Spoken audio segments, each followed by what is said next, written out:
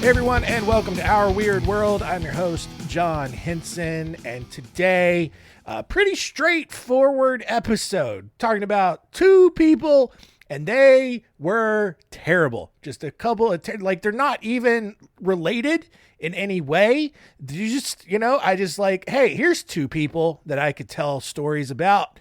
I'm going to put them in the same episode together. So we're going to look at the stories of Tamara Samsanova and Marcus Wesson.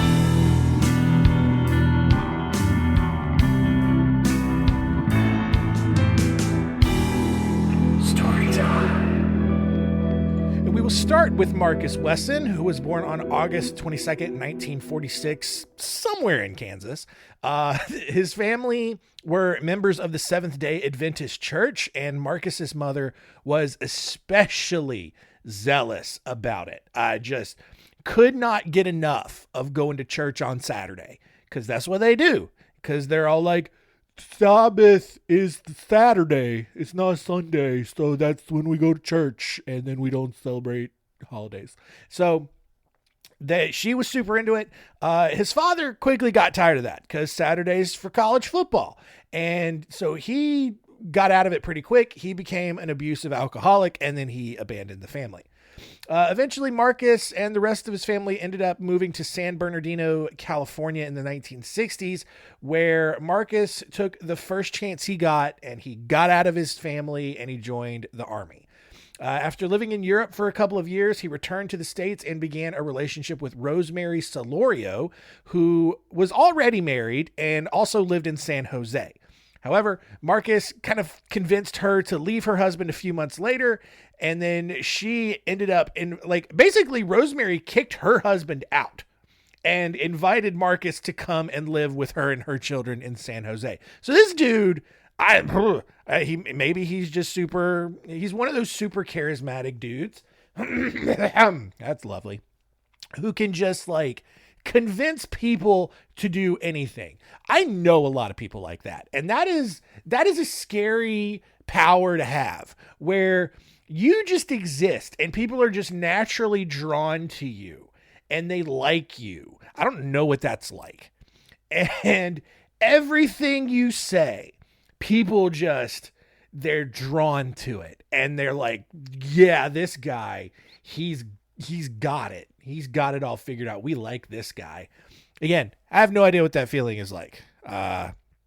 If the podcast numbers are any indication, I'm just here.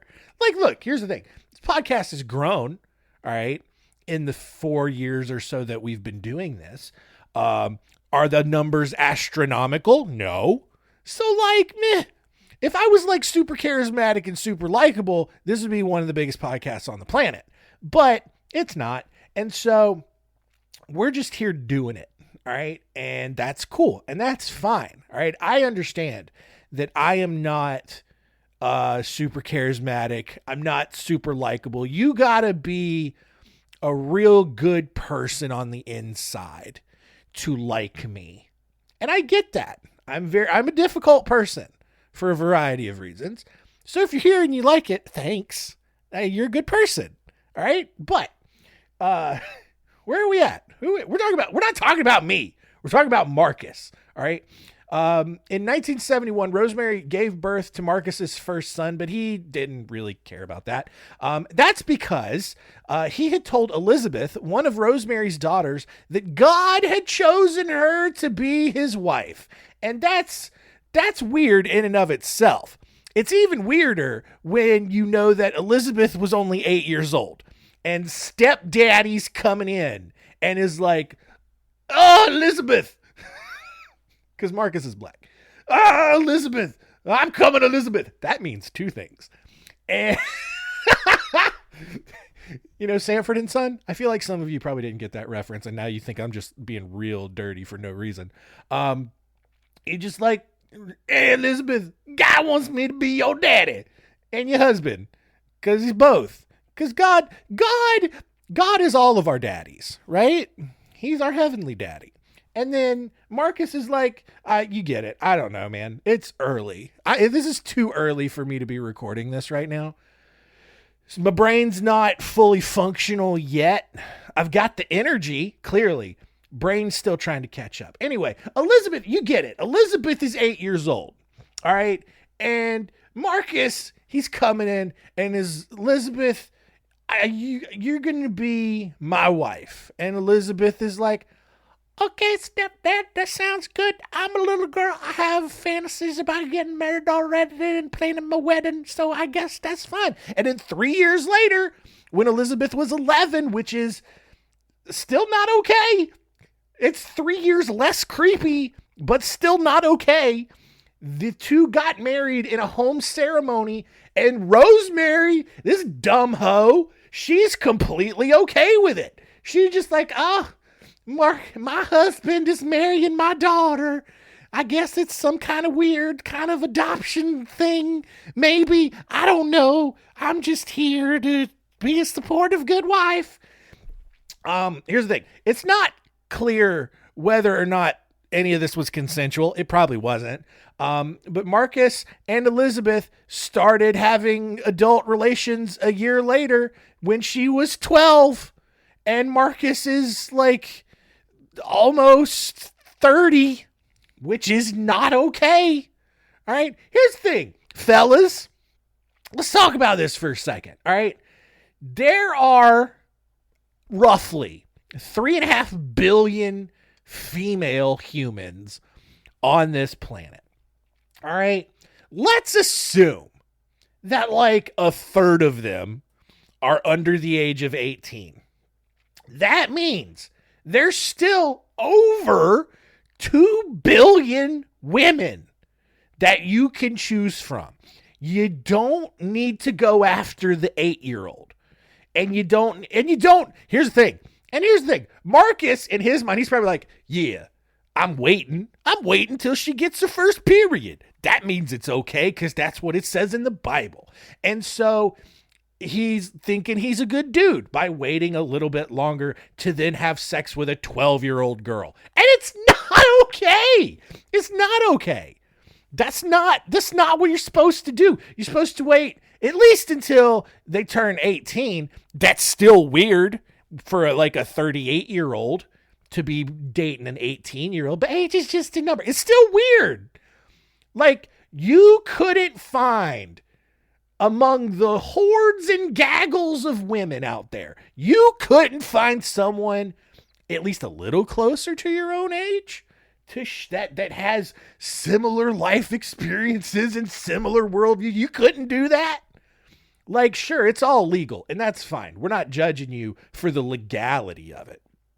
We are judging you for the weirdness of it, because we all know why you did it. We all know, because you're having a crisis where you don't want to acknowledge how old you are. And I get it. I'm almost 35, which is a freaking nuts thing to say out loud, because I don't see myself as a 35-year-old. I still feel like I'm stuck mentally in my mid-20s at best. All right. But here's the thing. You know what I'm not doing? I'm not going and hanging out with a bunch of freshly graduated college kids, because I know those people suck. I don't have anything in common with them. But Marcus, I don't know. He's just like, I guess he just likes that youth. And I don't know. I can't legally wrap my head around the gymnastics that it takes to think that any of this is okay. And guess what? So he tells Elizabeth, this is the timeline for this. Elizabeth is 8 years old, and Marcus is like, you gonna be my wife. And Elizabeth's like, all right. 3 years later, when she's 11, they get married. A year later, when she's 12, they start doing it. All right. 3 years after that, when she's 15, they actually get legally married, because I guess that's the age of consent in California. And then, she got pregnant at 15. And here's the thing. She went on to have 10 kids with Marcus, while Marcus is still, I guess, maybe not legally at this point, because that would have been a bigamous marriage and that would have been illegal. But Rosemary, his initial wife / Elizabeth's mother, his wife and mother-in-law, she's still around. She's still like, oh my goodness, this is so sweet. He just, my husband loves his daughter so much that he's just making more daughters with my daughter. Like, ugh, it's gross. And here's the thing, it gets better. While all of this is going on, all right, one of Elizabeth's younger sisters had also given birth to 7 kids of her own and had left them all with Marcus because she couldn't properly care for her or care for them. Now, I'm not sure how many of these belonged to Marcus, but he took over all of them now. But the problem was, like, Marcus technically couldn't take care of all of these kids either because his primary source of income was a monthly welfare check. Eventually, though, when his kids got old enough, he ordered them all to get jobs and then give him all of their earnings. So he's like creating this like mini cult. He's like, he's got at least 17 kids, plus the ones that Rosemary had, from her prior marriage. So it's, he's probably got like this harem of 20 people that he is either directly or through marriage related to. And everyone's working jobs and they're all bringing them the money that they make. And rather than send all of these kids to school, Marcus then wrote his own version of the Bible, which starred Jesus Christ, we're all familiar, not as the Son of God, but as a vampire. And I want to die for your sins. God dang it. That's funny. I'm proud of myself for that one. That's a real stupid joke, but god dang.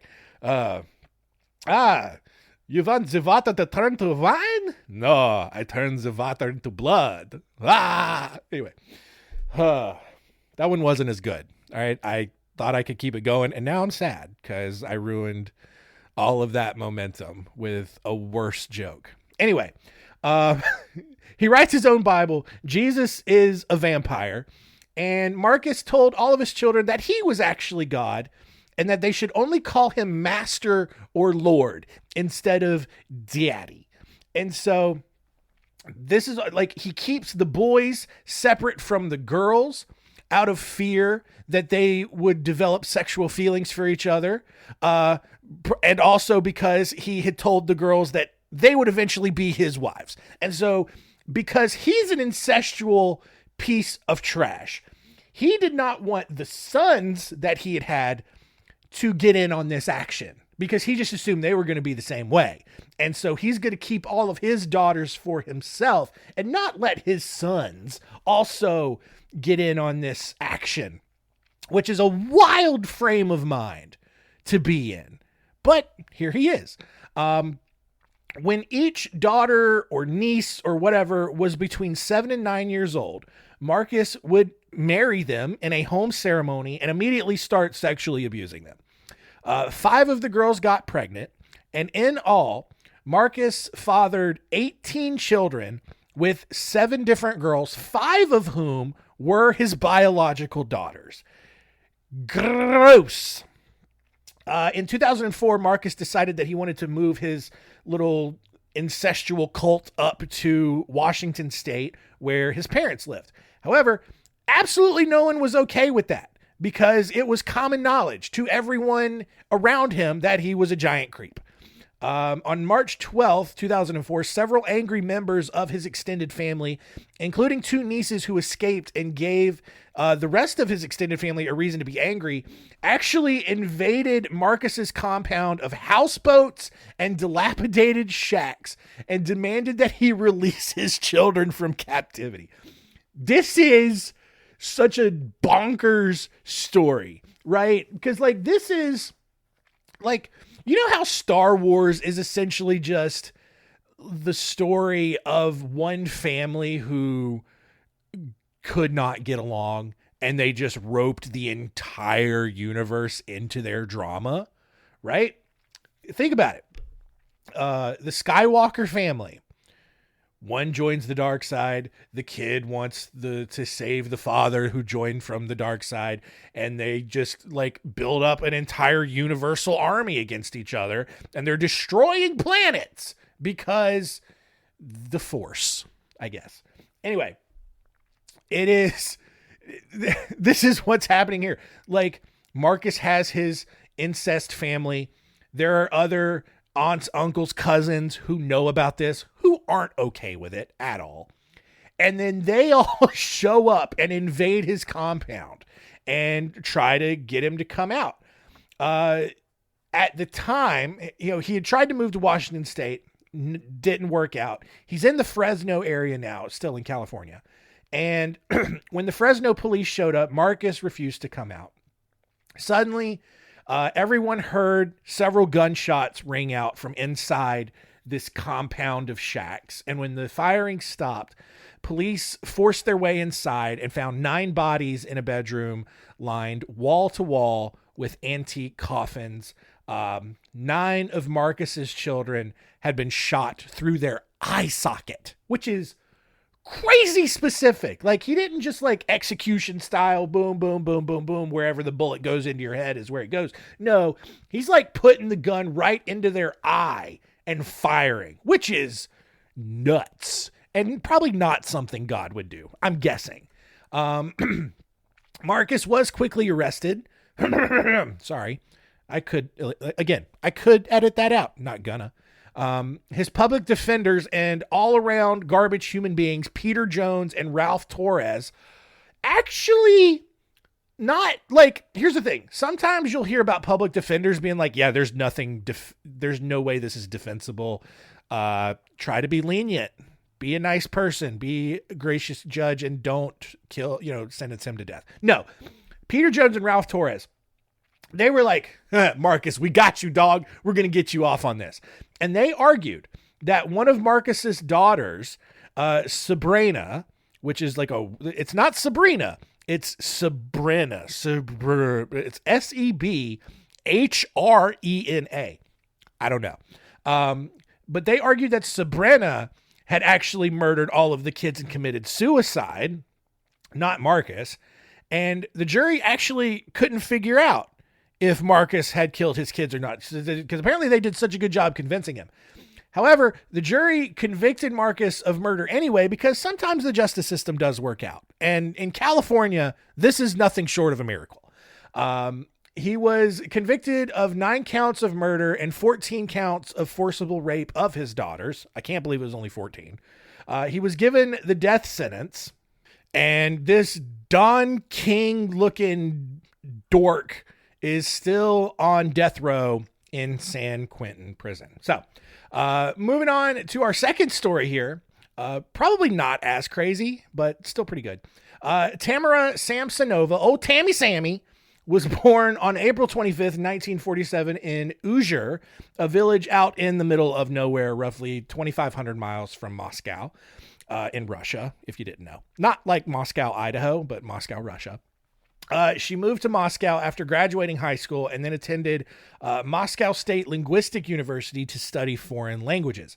After graduating, she married a sad little man named Alexei Samsonov and became basically more like a mother figure to him rather than a wife. So, according to what few Russian sources are available on this, Tammy Sammy abused Alexei. She muzzled him and basically forced this dude to go sit on a park bench near their apartment until it got dark. And sometimes, if she was feeling extra spicy, would just make him sit there overnight, which is such a Russian thing to do. It's just like, we just think Russians are so sad that this is what a lot of Russian marriages might be like. Alexei was otherwise described as a thin, red-haired, toothless man that was constantly sad. And I get it. When your wife makes you sit on a bench all night, you're going to be sad. You're just going to walk around with just this general sense of sadness all around you at all times. And it's funny that this is how some people are. It's sad, yes, but funny that this happens. While Alexei was being a little sad boy, Tammy Sammy was working several jobs to actually support them. She worked at a hospital, at a hotel. She also worked as a blacksmith to make some extra money. She also resold foreign jeans and sweaters out of her living room at their apartment in St. Petersburg. In 2000, Alexei just up and disappeared. And although Tammy Sammy made several calls to the police, he was never found. She soon began telling family members and neighbors that he had likely just run off with another woman who met him in the park and was sitting with him on the bench or something. I don't know. But she did not seem very upset about it and told them she was better off without him. Although there isn't any direct evidence, everyone just kind of assumes that she ended up killing him, which, yeah, duh. So with Alexei out of the way, Tammy Sammy began renting out the extra room in her apartment to whoever needed a place to stay, because it's not like she and Alexei were sharing a bed, right? I truly don't understand why she married him in the first place. Maybe with the way the Russian government is set up, you get exponentially more benefits being married than not, especially if you're a woman. Maybe that's what it was. I don't know. In November of 2000, she then killed a tenant named Volodya, cut him up in the bathroom, and tossed the pieces of his body in plastic bags all over town. Her next tenant, Marina Nikolaevna, I got it right the first time. Marina, she was not murdered, but instead noted that Tamara enjoyed sitting topless in her window, much to the delight of Marina's husband. Tamara was 53 years old at this point, which tells you a lot about what Russian men are working with over there. And here's the thing, ladies. I'm not saying that a 53-year-old woman's body is disgusting, but I am saying that men are going to be much more delighted at seeing a younger lady's body. Like, that's just how it goes. All right. I'm not making these rules. I'm telling you how it is. Don't be mad at me because I'm just explaining how the world works. All right. But Tammy Sammy here, she just got them big old things out and just standing in the window, probably mashing them against the window, getting them all wonky shaped and whatever. And, you know, and Marina's husband's just out looking like, boobies. And it's just like, this woman's absolutely nuts, right? And so the following year in 2001, after Marina and her husband moved out, a man named Vladimir moved in with Tamara. Although he was 20 years younger, the two started a torrid, highly physical relationship with each other. Could not peel each other off of each other if their lives depended on it. Just banging it out at all hours of the day. Eventually, though, Vladimir had to call it off because he just couldn't, just shooting, just when he was getting done, just shooting blanks out of there. And he's like, Tammy, I cannot do this anymore. My balls is empty. I need to still live here. I like living here. Your boob in window, very nice. I like looking. But I need to stop with the sexes. But I still live here. That's fine. I am man. I make rule. You suck. Anyway, he continued to live in the apartment. However, by December, he was admitted to the hospital with symptoms of poisoning because, of course, she was going to poison him, and then moved out of the apartment as soon as he was well enough to leave the hospital. On September 6, 2003, 44-year-old tenant Sergei Potyanin was drugged with nitrazepam and then dismembered. His torso was discovered in an empty lot near Tammy Sammy's apartment, but police had no idea how it had gotten there. They did, however, find a few pages ripped from a book on black magic and just assumed that he had been killed as part of a cult ritual. Later in 2003, Tamara had found a new boyfriend named Gennady, but also met a man named Alexander Barishev and his common-law wife, Larissa, while she was just out on a walk. So Tammy Sammy and Alexander, they quickly hit it off. and they start communicating with each other on the side. Tammy soon informed Larissa that Gennady had unfortunately died. Can't imagine why. Maybe because she had murdered him. And then a few months later, Alexander left Marissa, right? So Tammy Sammy, she's dating Gennady, and Gennady just mysteriously dies. So then Alexander, who's already been talking to her on the side, he takes his opportunity. He leaves Larissa and moves in with Tammy Sammy. And then guess what happened, guys? A week after living together, Alexander disappeared. Over the next dozen years, Tammy Sammy continued this similar pattern of inviting tenants and lovers into her apartment and then killing them. She also became a nuisance to her neighbors, whether it was fighting and arguing with them or just still standing naked in the window for everyone to see. Several neighbors eventually petitioned authorities to actually have her committed to a psychiatric hospital, but it's Russia. They're not going to do anything. In March 2015, Tamara's apartment underwent renovations and she needed a place to stay. So a mutual friend recommended that the now 68-year-old Tamara stay with a woman named Valentina Ulanova. Now, despite Ulanova's apartment being completely identical, same layout, same colors, everything, because Russia, Tamara thought that Ulanova's apartment was better than her own and decided that she wanted it for herself. Even though Tamara's about to basically get a brand new apartment because it's going to get freshly renovated, she thinks Ulanova's apartment's better and she wants it for herself. So Tamara stayed with Ulanova for several months and refused to leave, even after all the renovations in her original apartment had been completed. Well, on July 23rd, following an argument over unwashed dishes in the sink, Tamara then drugged Ulanova's potato salad with phenazepam, which was normally a drug normally used to treat schizophrenia. However, once Ulanova was unconscious, Tamara began hacking up her body with a saw and kitchen knives. She took Ulanova's head and hands and boiled them in a large pot to, according to Tammy Sammy, prevent identification, but you know she had a little taste. You know she did. Get some of that cheek meat, maybe taste that tongue, because that's probably what they eat there. Maybe some Ulanova fingers, little mini riblets right there, with the fingers, Anyway, so gross. But so she's boiling that. She goes back to the bathroom, and as she's separating Ulanova's body into bags, a social worker actually knocked on the door. And so classic, oh no, what's going to happen? Well, Tamara, she's covered in blood.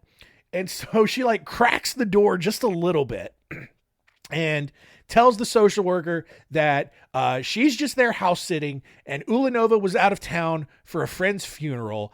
And oh no, sorry, I can't let you inside because I don't have the keys to the house to let you in, which that's not how doors work.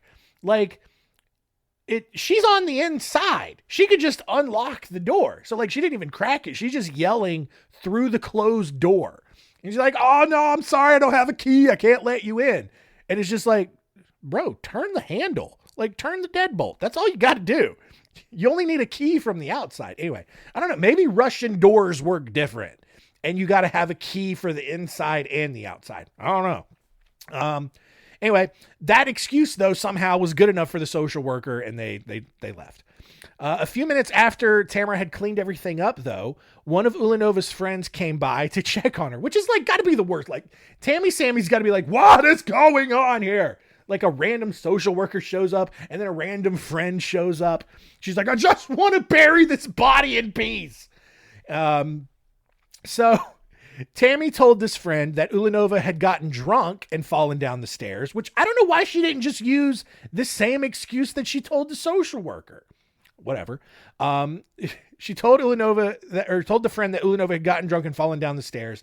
And so Tammy was there taking care of her while Ulanova recovered in bed.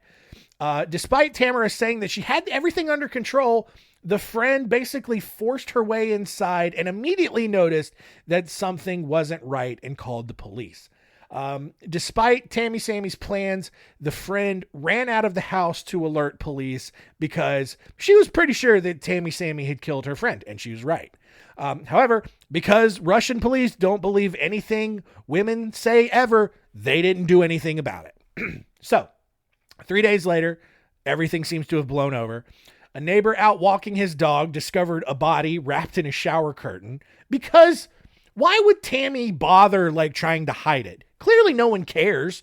So she's just going to dump bodies out in the open and let police not do anything about it. However, this time police did come out and they found several more pieces of human that belonged to an elderly woman, or at least used to.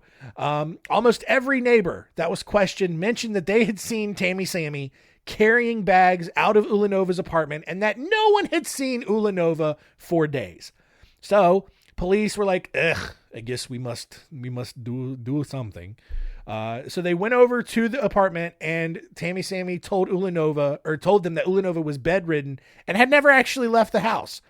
Police didn't believe her. They walked inside anyway just to check things out, where they found a bloody saw in the bathroom, blood on the walls, and organs in the refrigerator. And then they just left. They're like, this checks out. This is pretty standard. And then they left. No, I'm kidding. They did not. They arrested Tamara because she confessed to killing Ulanova.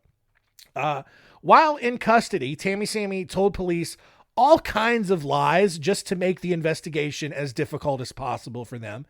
Eventually, she was brought to the district court and charged with murder, where she then immediately confessed to 2 additional killings of Volodya and Sergei. However, because police were never able to find those bodies, she was never formally charged with those murders. Investigators separately also found and analyzed her diary, which kept detailed records of all of the people that she had murdered, along with other nonsensical ramblings about the occult and black magic.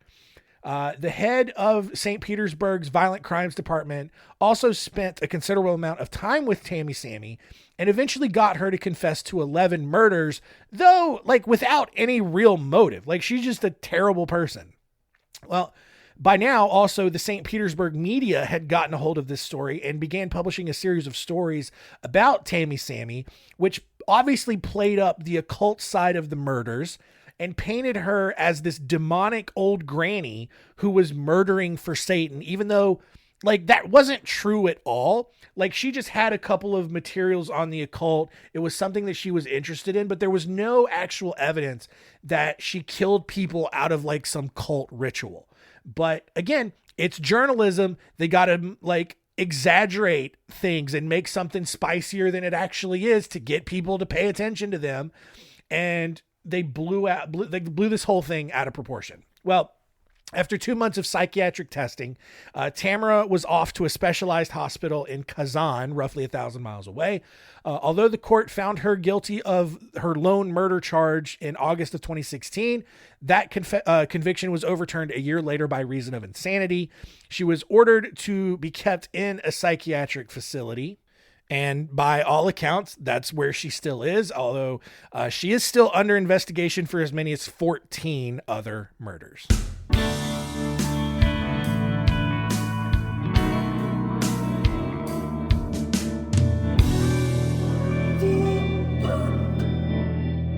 All right, 2 wild stories in the books. Let's quickly recap today's madness and see what we learned.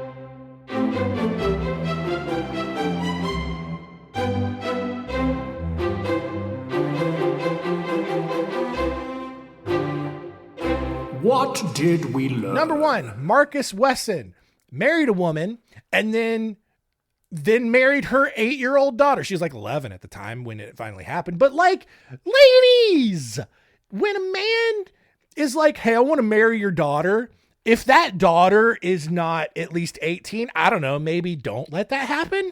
Just a suggestion.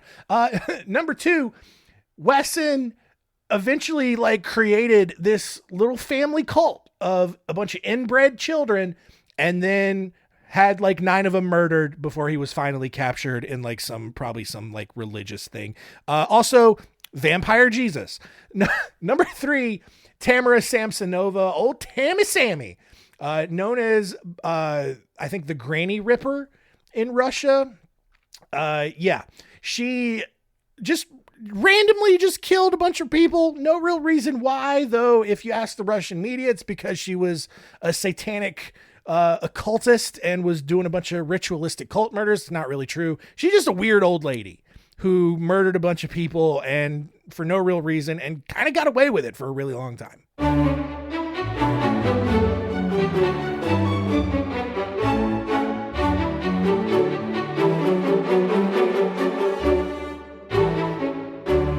Next week on Our Weird World, we are looking at some mysterious deaths.